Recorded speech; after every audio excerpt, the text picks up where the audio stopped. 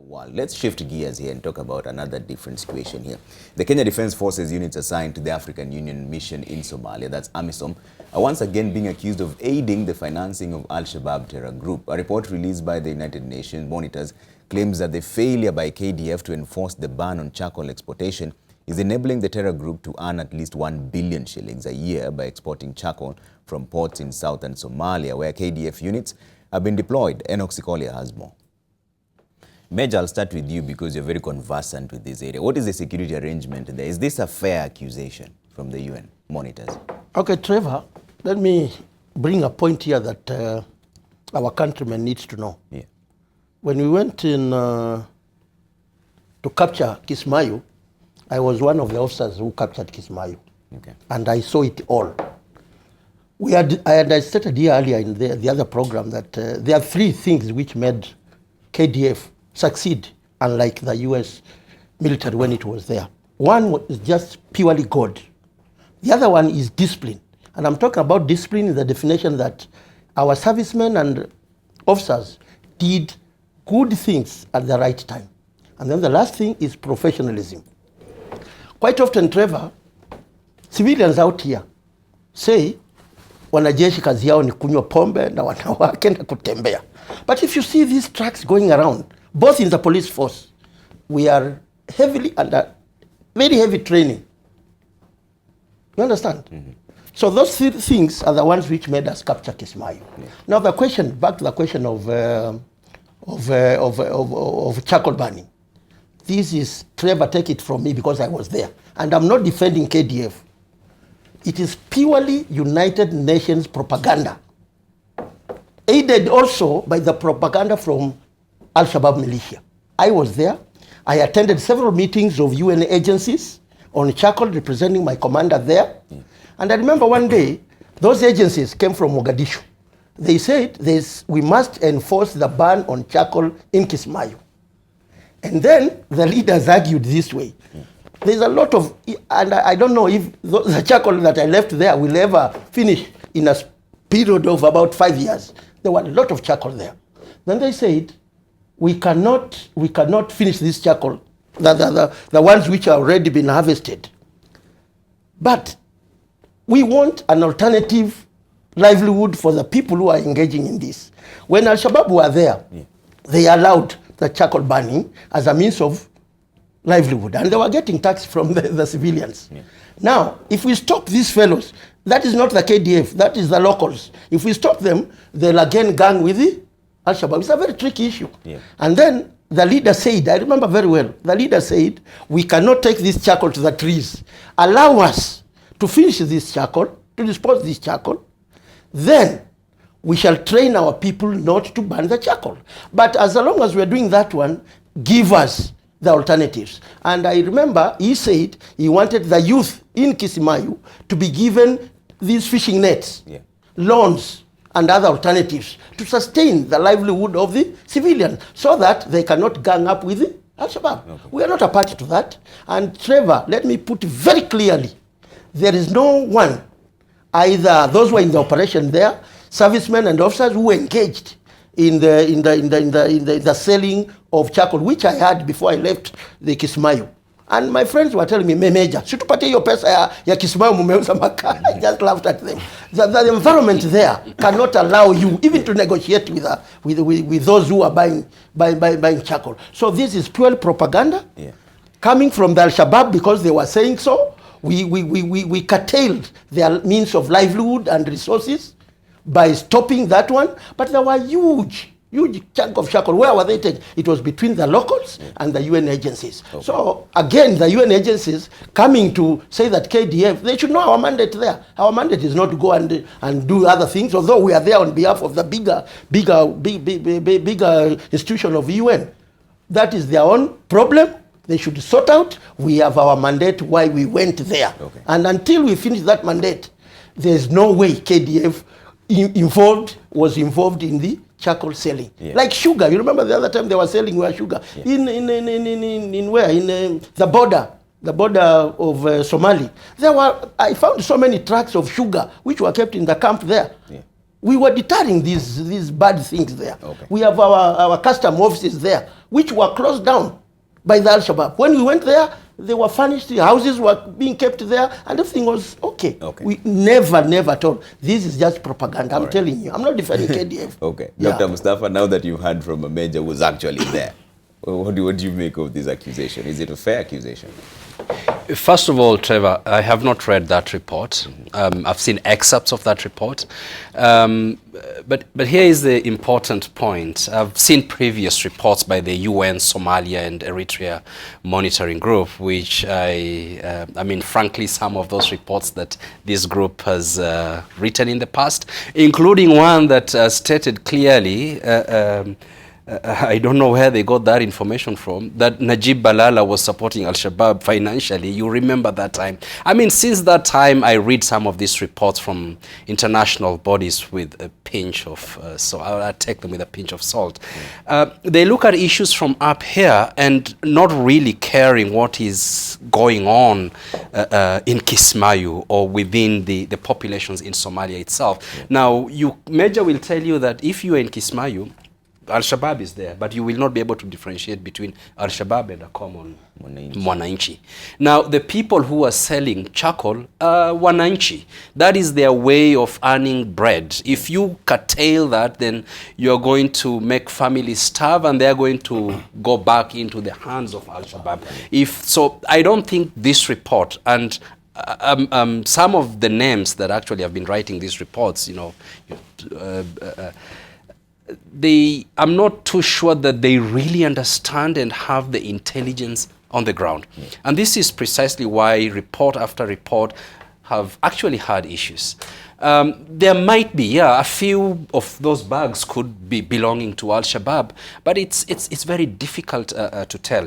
Now, what is the alternative of not selling charcoal? I think the UN, as a responsible body, should not just come up with recommendations that you're having a blanket ban.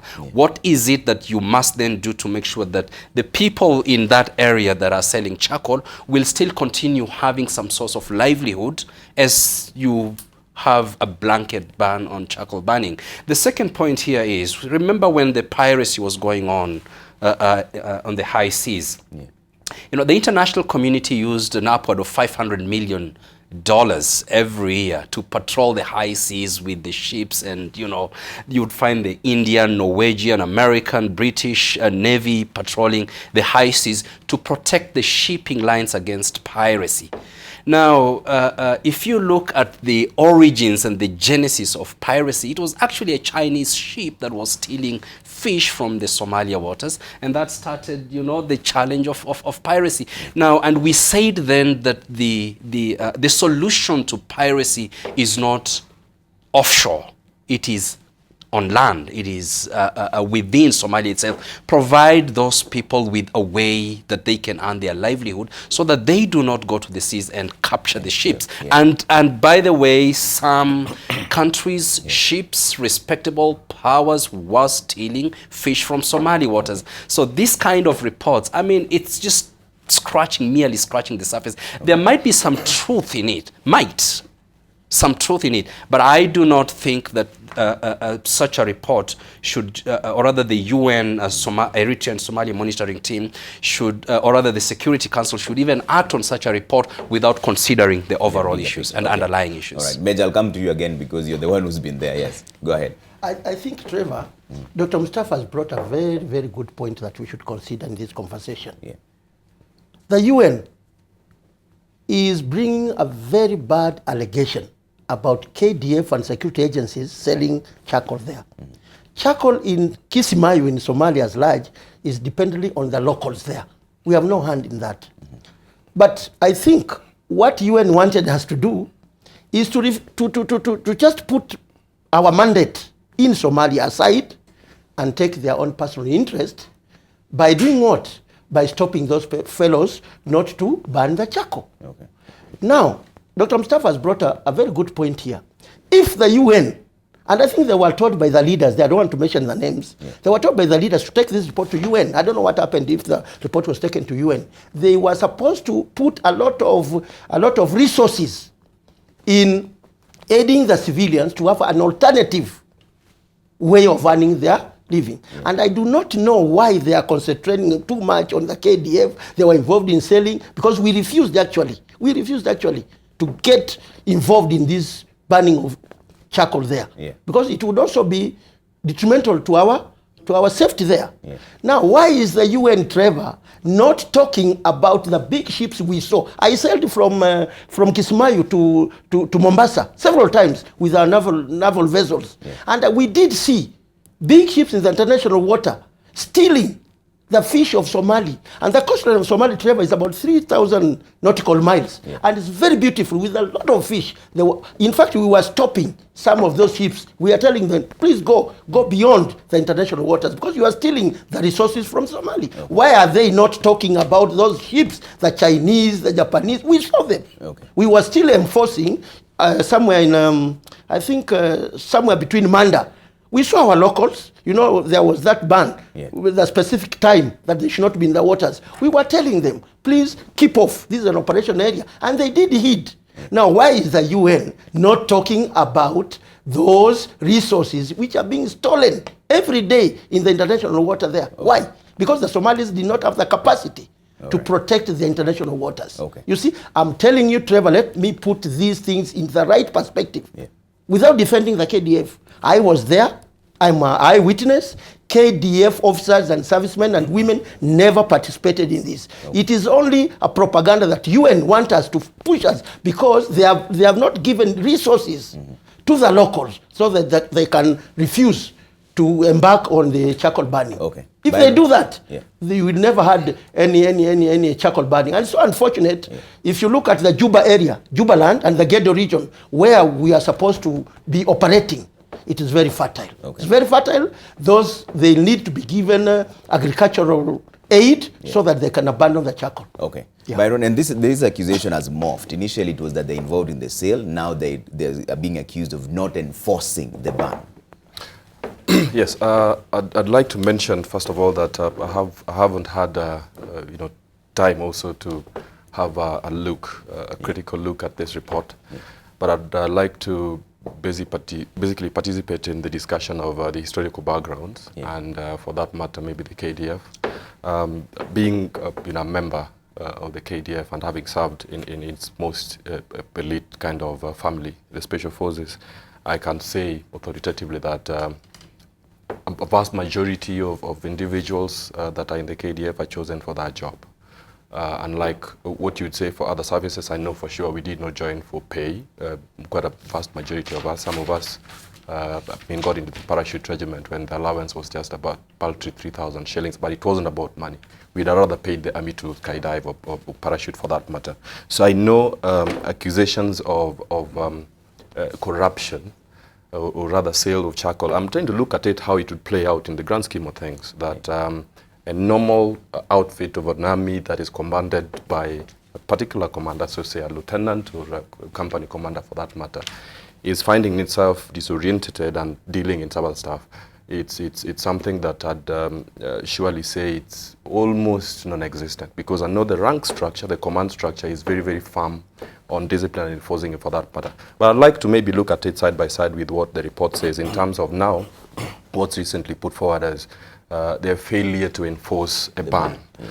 In terms of operational posturing, I may not understand how Kismayu players are, but I know the KDF is embedded right there. There's several kind of organic and other support arms. And it's not purely like you can say that a force that has presence and operational command over a certain particular area is totally devoid of other factors, okay, or other complementary forces for that matter. So this might escape a total vigil of the force whose main interest, as the UN has put it, is there to enforce a particular. But look at it from also the different perspective, and I think this comes to address points like capacity, resources. Are they properly force postured and optimized for 100% success in terms of enforcement of every operational mission that is given to the KDF? The answer may not be a resounding yes for that, but in terms of the numbers, in terms of capacity, in terms of probably even resourcing, because I know even issues of lack of best kind of equipment to deliver against an operational mission has been points that have also been discussed in different fora. Now, the other bit that I want to talk about, in the grand scheme of things, any operations, war fighting has different phases and several strategies and set piece kind of battles that, or individual missions that you fight within the grand, war fighting business. There's areas to be pacified, for that matter. Enforcement of fighting the war has also an inherent bit that people's lives have got to be taken care of, pacification, and normal lives go on. And the situation we face in Somalia, like the gentlemen here have said, is you have a force that very easily can disappear among the normal populace that are also going about their normal duties. Now, Magaji in, I think, 1982, put forward a framework for consideration of vast majority of elements that constitute or inform maybe psychological research on criminality and basically acts of illegalities and stuff like that. So it talks about an A plus H, there's an S, which if it's greater than the inhibitions to those acts of aggression and the symptoms or systemic, for that matter, that facilitate acts of aggression. So you got habit strength factors on one hand, you got instigators to acts of aggression, and then you got the systemic kind of what you call catalysts to acts of aggression. If that outweighs the other side, then you have acts going on. Now, in terms of instigators to acts of aggression, if you're taken, and life is a zero-sum game, if you're taking away something, and for that matter, we're thinking about charcoal, and this is what people have known for the rest of their lives. This is what puts bread on their table. More like what you'd compare with what has happened in Samburu. Now, you got to be thinking about an alternative for these people. And I think I'm in agreement as to how maybe some discussions did not get to fruition in terms of what are we going to do for these populace that have relied on this. If we take this away, what is going to be their source of livelihood? So I think that's a discussion that basically I know it's being handled at a very high level. But I think failure to implement that holistically may not actually engender success at the end of the day if we just purely thinking that, go forward and take this away without considering what you're going to have into the equation to assist and to help people live their lives. All right, George. Trevor, we've been told that the KDF have failed to enforce a ban. And I think there are several challenges when it comes to enforcing these bans. And as Major has put it, when KDF went to Kismayo, this was an economic activity. People were living from charcoal burning and charcoal selling. And since there was that gap, Al-Shabaab took advantage and they were getting taxes from these people. And these taxes were being used to finance the activity. And so when KDF came in, they rooted out the Al-Shabaab and they had to live amongst these locals. And these locals had these economic activities. You cannot stop a person from doing what he has always been doing, putting bread on the table, without giving him an alternative. And if we don't look for these alternatives, definitely we are going to have a problem in our hands. I'd like to bring it at least back home here. When we talk about cattle rustling, we've talked about people in West Pokot, people in Marakwet fighting over grazing ground. And then the solution here was, let us give these people an alternative. Let's not have these people only depending on their cattle as a form of livelihood. Let us open up the area, let us have agriculture, let us do irrigation so that these people can have an alternative so that we don't have this issue of cattle rustling every other time. So when it comes to Kismayo, what alternative did the UN give as opposed to just saying we are banning this because this is financing Al-Shabaab? We are not saying that it's not happening.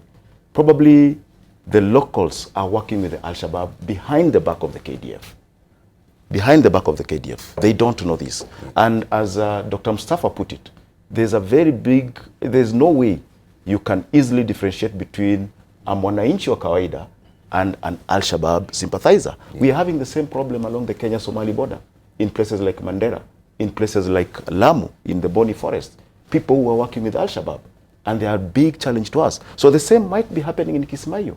So what we need to do is to improve intel, not passing blame to somebody, but working together and coming up with a permanent solution to this problem. As we are saying, there are challenges of identifying who amongst the local is working with Al-Shabaab and who is not.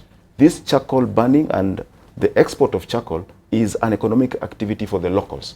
So do we just cut them off from this without giving them an alternative, or we must find a lasting solution? As Dr. Mustafa said, money was poured to make sure that the Somalis engaged in piracy do not do that. they were given alternative economic activities. So for the people of Kisimayo, the UN should be looking for a permanent solution, giving them alternative economic activities that will not directly be able to finance the Al-Shabaab activities. So we should not just be blaming, we should be looking for solutions. Okay. Major operation-wise, what was the security mandate for the KDF when they went into Somalia? What were they supposed to do and what were they not supposed to do? Okay, when we went there, actually, we were going to deter these Al-Shabaab, whom we perceived as criminals, who entered in our country, did havoc in the tourism sector, and also the security of us. And that is why we went there. And in the basis that our units were, we never raised our national flag because it was not occupational. We were going there to follow the Al-Shabaab wherever they were, so that we can deter them from getting back to our country. Remember, our main mandate of the KDF, both the Kenya Army, the Navy, and the Air Force, is to take care of our territorial boundaries.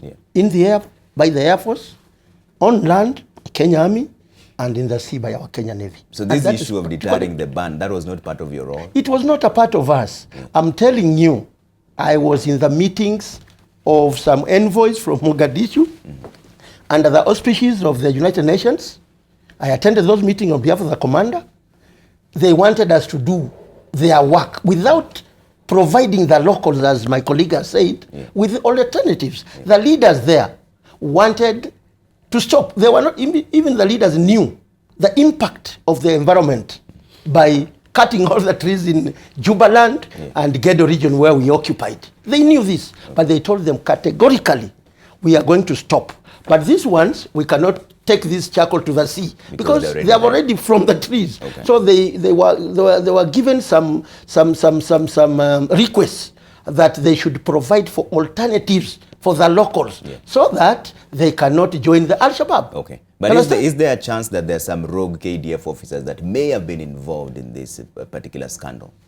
Trevor, to my knowledge, I don't think I had in the briefings we had as officers there, because from Kisimayo, the only entry you can get is from the sea, which brought our vessels, which brought supplies from Mombasa to Kisimayo and some interior camps of our military. And another one is to fly from Kisimayo to Garissa or to Nairobi.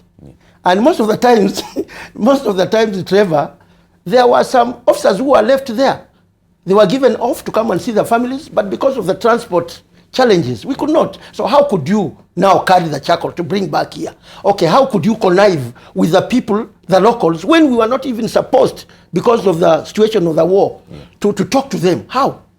I've never heard in those briefings where any officer or serviceman or woman engaged in the cell. I think it is a propaganda for UN. They wanted us to do their work. And if they wanted to do, if they wanted us to enforce whatever they wanted, they should have talked to the commanders in the KDF, give them resources, talk to the locals, because this operation, Trevor, don't forget, it is intelligence driven. It was intelligence driven.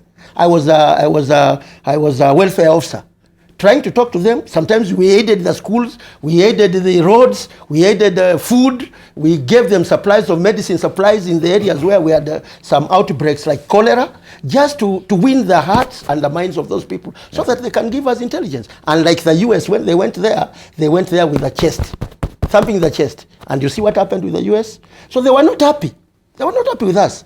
Any simple thing there, they will always want to blame the KDF. In fact, if I may put it in the right perspective, the NGOs, I mean the UN agencies, whom we met there, they were not very happy with what we were doing. In fact, they were looking down upon us. Instead of asking, how did you win this law? What were strategies? They were not very, very, very cooperative with us. They wanted us to, in fact, they wanted us to push this ban. And if we could do it, the civilians would again join the Al-Shabaab. And it would have been a big problem. And that is what they wanted. We saw this. We saw this. And that's what we wanted. They wanted a failure so that they can have a credit. All right. Dr. Mustafa, what does this do to the counter-terrorism narrative? Well, it does. Or not? No. Just the simple fact that there's that accusation. Yeah, I wouldn't call it propaganda from the UN. I'll just call it, you know, half-cooked, baked, under-researched report. And I think UN has got to be doing a much, much better job than that in publishing these kind of reports. Now, it's strategy-wise, Trevor, this is this could be, we could get into Somalia fail, or rather we could get Somalia failing again. Remember when the US invaded Iraq, and overnight after capturing Baghdad, Bremen started a program of de-Baathification, and the entire armed forces of Iraq were, you know, told go home. So overnight you had 200, 300, even 400,000 armed or highly trained officers, you know, and their families basically told, you know, there isn't any source of livelihood. Yeah. And what happened to Iraq is that these guys just changed allegiance. They joined Al-Qaeda in Iraq, yeah, which then became ISIS. And the challenge that we are having today in Iraq. Yeah. So no strategy at all. And we're having to probably deal with the issue of ISIS for the next 30 years. Do we want to deal with the same issues in Somalia for the next 30 years? So it's a matter of strategy. You cannot deny people livelihood, yeah, even including Al-Shabaab themselves. You got to talk to them. So the way the regional powers or countries should deal with this issue should be the way they've been trying to deal with this issue. Yeah. There could be some issues of discipline here and there, you know. That's everywhere. Even the US, British, and they have issues with, you know, individuals within their forces that, yeah, would, you know, there'll be issues to do with with discipline.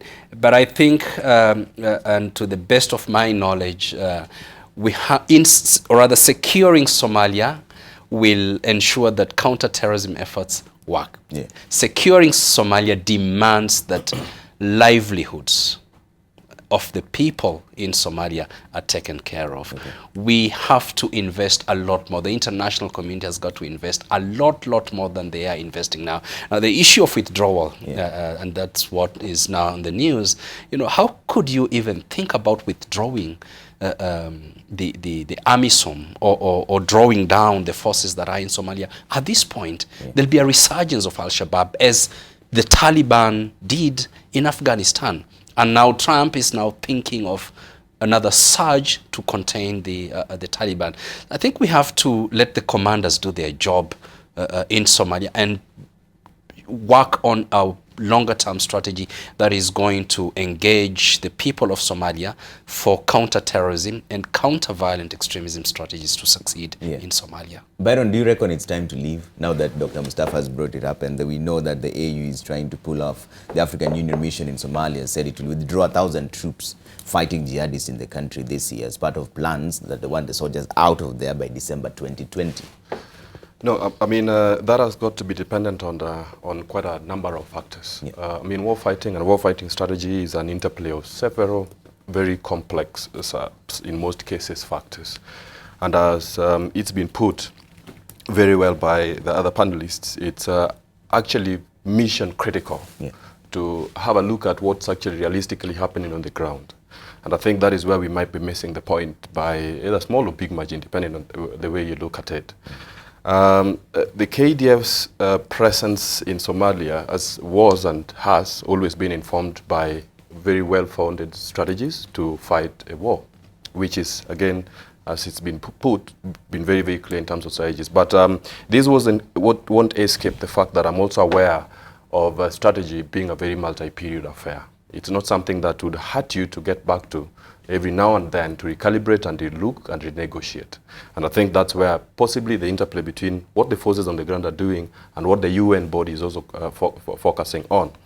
Now, it mustn't escape our attention that the populace right there need to be on side in most part. Yeah. And some of the steps that the strategies are coined to address may not work, with the internal, dependencies or consistencies that they are originally and/or crafted to address, real time. And so without basically going into the particulars, I'm aware of the fact that some of those strategies may not actually be working very, very well.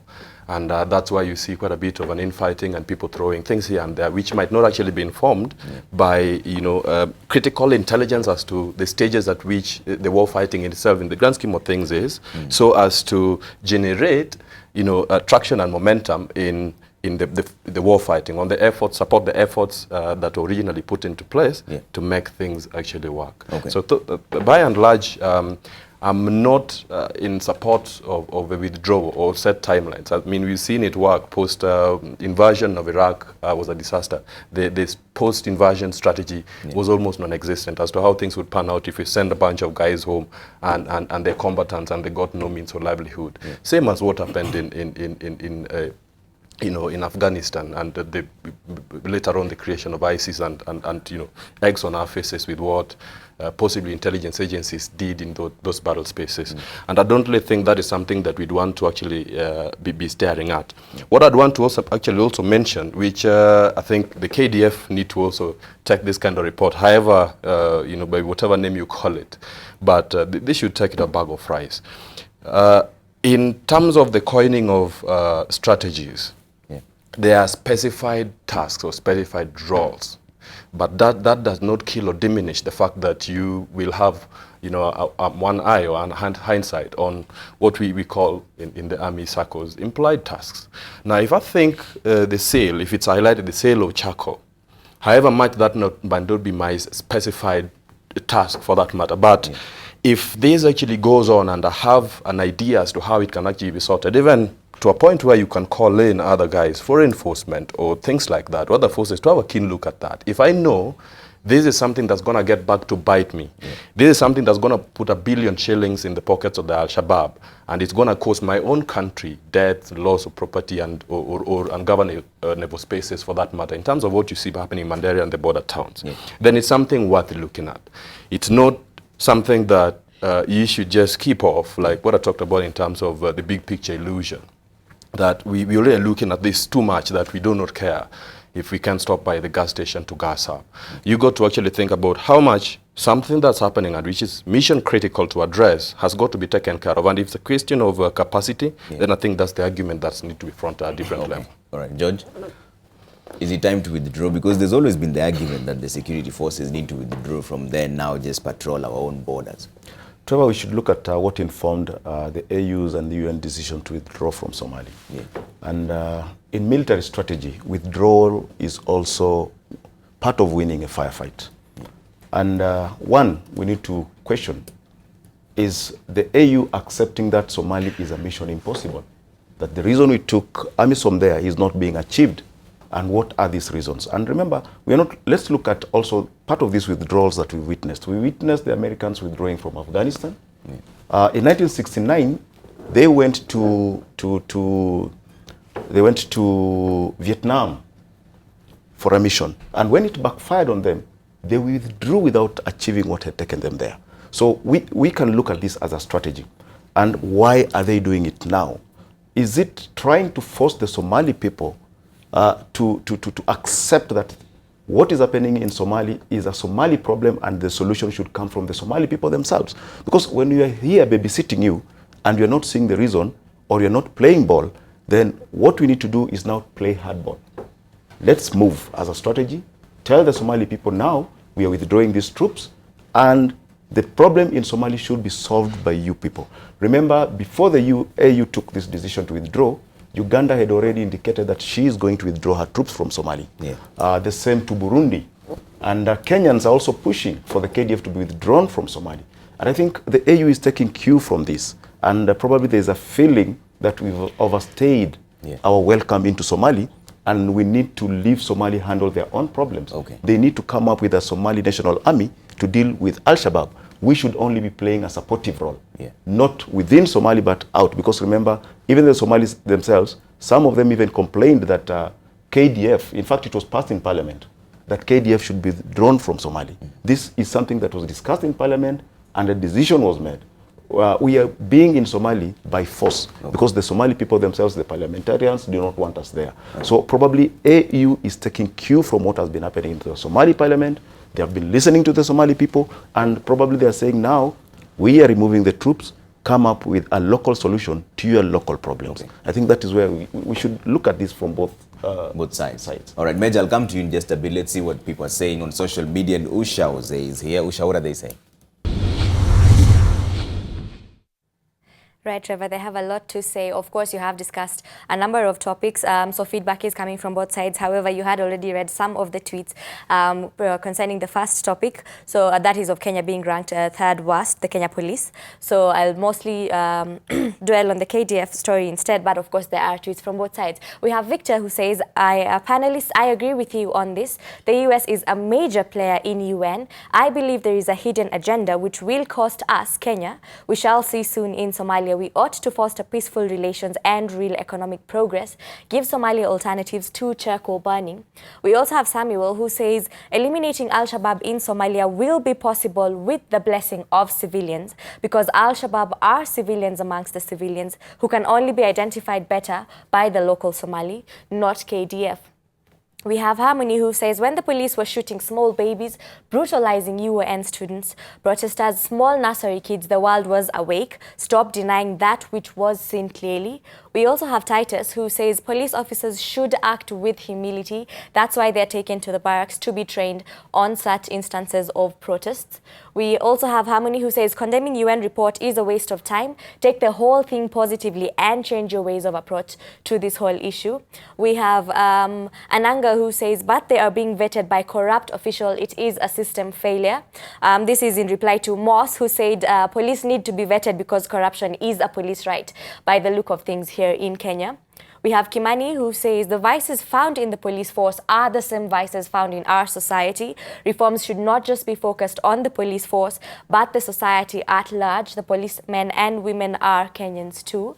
We also have Mitch who says we see policemen arrested by EACC by the roadside, but we don't see them being prosecuted and jailed. And finally, we have James who says, so the KDF involvement in charcoal scandal is a UN smear campaign.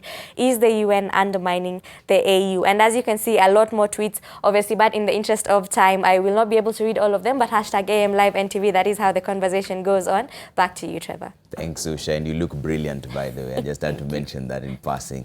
Thanks for making time for us, Usha. And Mej, I'll come to you so that we do the closing remarks because of time. And it's still about the AU. Do you think this Somalia can now stand on its own now that the AU wants to withdraw troops? I think we went Somalia with an objective as a force.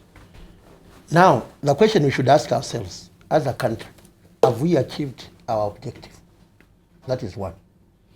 Secondly, Trevor, AU coming up saying that they want us to pull, it is on economic issues. You know, to sustain a force in Somalia, even for one day, it requires a huge amount of money.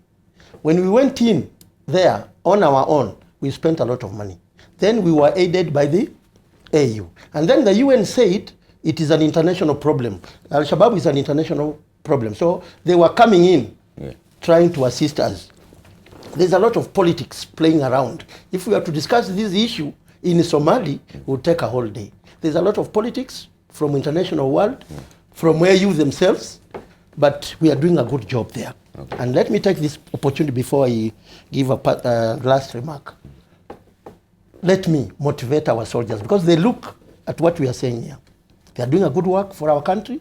Let us motivate them until the strategy, exit strategy, is formulated, hopefully in July. But I think the international community and the AU, before they think about the exit strategy, we should try to see that the soldiers, the local soldiers in the Somali force are well trained to be able to curb the menace of Al-Shabaab. Of course, we have a lot of politics, ethnicity there is, and the lesson we should learn from this in Kenya, we should not agree, we should not accept ethnicity, tribalism here, because it's the same thing which made Somalia a failing state. Okay. Secondly, if the United Nations wanted to have peace wholly in Somalia plus the AU. What they should have done in the first place is to put infrastructure for the people of Somali. Infrastructure in the sense of development, building roads, because there are no roads there. Since Yadbari left there, it is pathetic. Very, very pathetic. The schools, health care, in the Gedo region and Juba where we were operating, even the mosques, which are very much adorned by the locals there, they're in a pathetic issues. I hate to cut you short, but we're running out of time. I just want you parting shots really and then go to Dr. Mustafa. Let me finish with this, please. 30 seconds. Let me finish with this. And this is very important. The soldiers who are in that operation, both the Kenyan, the Ugandan, the whatever, we are backing them. And we are waiting for the strategy for them to exit. One of the strategies, Trevor, is the war.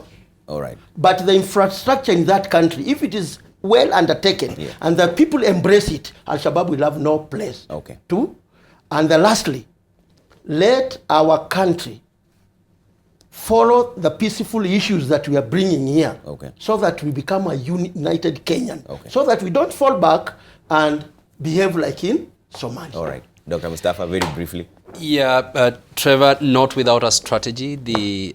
I don't think AMISOM should withdraw from Somalia until such a time when the Somali National Army has been sufficiently trained and capacitated to be able to deal with Al-Shabaab. If they withdraw today, it's going to be a disaster in Somalia. The point here that I think we should have paid more attention to is 2007.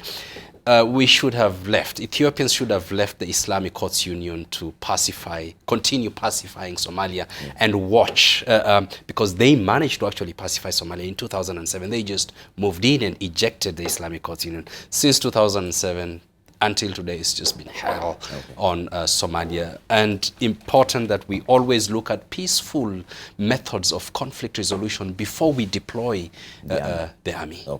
Byron, very briefly, 30 seconds. I think the strategies in Somalia may be hitting a bit of a stoppage, for that matter. They need to be renegotiated, they need to be relooked in terms of how they are working out, and if there are things that are basically giving a shot and a pat in the back for what's facilitating and or aiding development of terrorism, for that matter, they need to be very critically looked at before we think about withdrawal. I think on the police, I'd say, for every individual in there, they've got to actually know and internalize the fact that you are what you repeatedly do. And people have talked about in terms of excellence not being an act, but a habit. So authenticity is really important. At times, it needs people to be very vocal. I know the system can basically at times encourage a lot of what you call over teamwork, or too much teamwork for that matter, where an organization may be reeling in the bad direction or in a very bad inertia. No one is there to stick the hand up in the air and call them out of that kind of habit. So it needs people to be actually very authentic, very oriented to their jobs, and be better human beings at the end of the day, and organizations for that matter. George.